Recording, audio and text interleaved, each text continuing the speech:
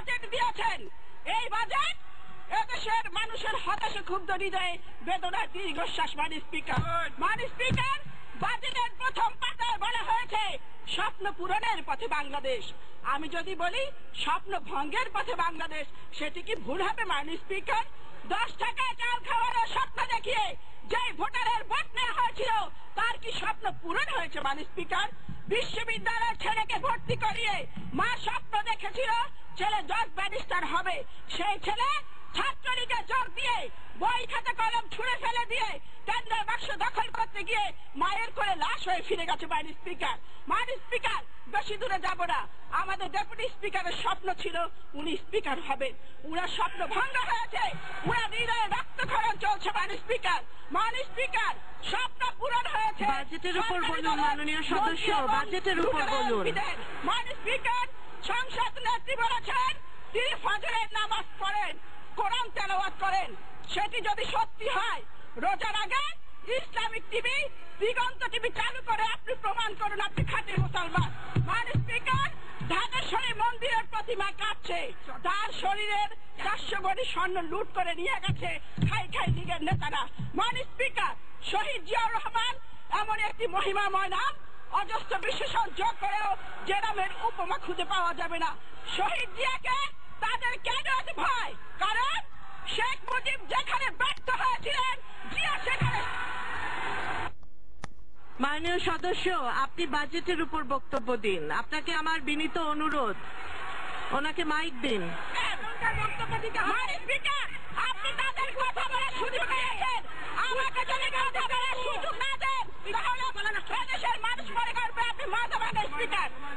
মাননীয় স্পিকার, আদালত পাড়ায় একজন প্রতিমন্ত্রীর নাম দেওয়া হয়েছে থাবা বাবা, তিনি থাবা দিয়ে বিচারকদের রায় কেড়ে নিচ্ছেন।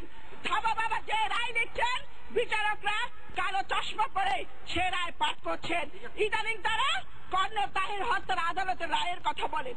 এ রায় দলীয় রায়, এ রায় থাবা বাবার রায়, এ রায় আমরা মানি না, মানি না, মানি না। আদালত এরকম অনেক রায় দিয়েছিল। আদালত আওয়ামী লীগের নেত্রীকে বলেছিল রং হেডেড, এটা যদি মেনে নিতে হয় উনি আজকে বাংলাদেশের প্রধানমন্ত্রী থাকতে পারেন না। মাননীয় স্পিকার, মাননীয় স্পিকার, আজকে যারা শহীদ জিয়ার বিরুদ্ধে কথা বলছে তাদেরকে আমি প্রশ্ন করতে চাই, আপনারা শেখ মুজিবের জানাজায় কোথায় ছিলেন? শেখ মুজিবের লাশ সিঁড়িতে ফেলে শেখ মুজিবের রক্তের সাথে বিশ্বাসঘাতকতা করে। মাননীয় সদস্য, আপনি বাজেটের উপর বলুন, আমি আপনাকে বিনীতভাবে অনুরোধ করছি। সবার মাইকই বন্ধ করে দেওয়া হবে, সবার মাইক বন্ধ করে দেওয়া হবে। রুলিং এর বাইরে কেউ কথা বলবেন না। বসুন, আমার কথা শুনুন, শুনুন। রুলিং এর বাইরে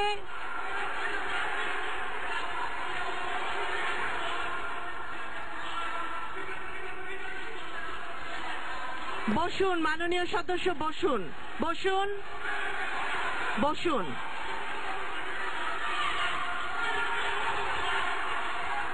মাননীয় সদস্যরা বসুন, আমার কথা শুনুন। সকলকে বক্তব্য দেওয়ার সুযোগ দেয়া হবে, কিন্তু সবাই 270 বিধি অনুসরণে বলবেন। এর বাইরে বললে মাইক বন্ধ করা হবে। 270 বিধি অনুসরণ, সকলের মাইকই বন্ধ করা হবে। ওনাকে মাইক দিন।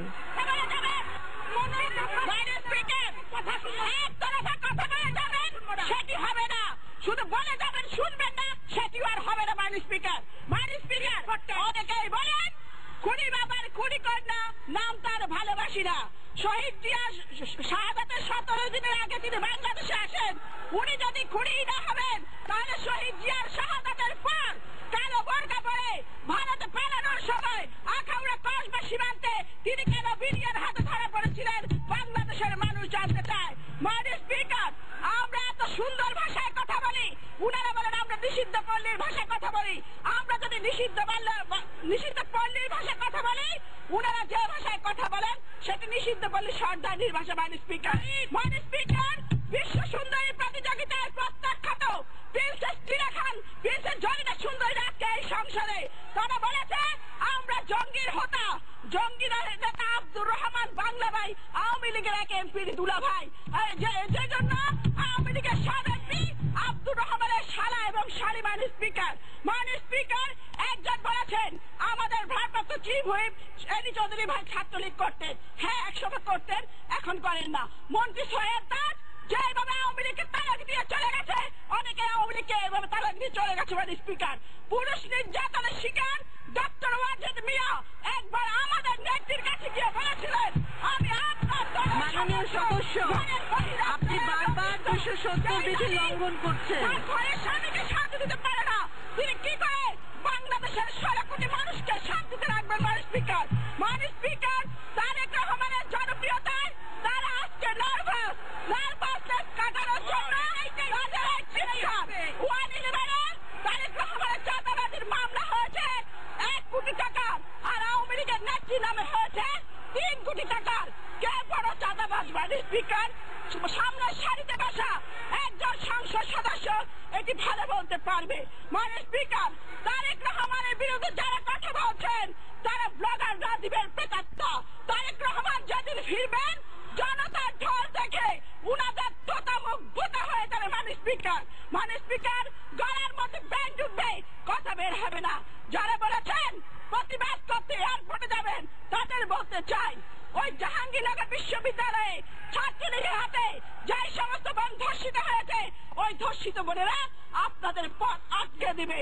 গণধোলাই খেয়ে রাম রাম হরে কৃষ্ণ হরে রাম বলে, হরে কৃষ্ণ হরে রাম আওয়ামী লীগের বাপের নাম বলে লেজ গুটিয়ে সেখান থেকে পালিয়ে আসতে হবে। মাননীয় স্পিকার, মেঘ দিয়ে যেমন সূর্যের আলোকে ঢেকে রাখা যাবে না, ঠিক তেমনি তারেক রহমানের নামে কুৎসা দিয়ে সজীব ওয়াজেদ জয়ের কলঙ্ক ঢেকে রাখা যাবে না। মাননীয় স্পিকার, উনারা জয়ের সার্টিফিকেটের কথা বলে, টাকা দিয়ে বিদেশে বহু সার্টিফিকেট কিনতে পাওয়া যায়। সজীব ওয়াজেদ জয় জেলখানা।